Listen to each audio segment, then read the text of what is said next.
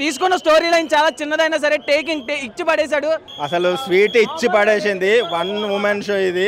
Cinema hero చచ్చిపోయినా కూడా అనుష్క పోరాడింది పోయా.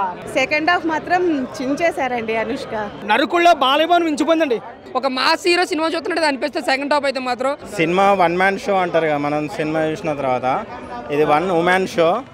నిజంగా స్వీట్ విశ్వరూపం చూశారు. సినిమా అయితే చాలా బాగుంది. క్రిష్ గారు డైరెక్షన్ చేస్తే ఎట్లా ఉంటుందో సినిమా యాస్టీజ్ అలానే ఉంది.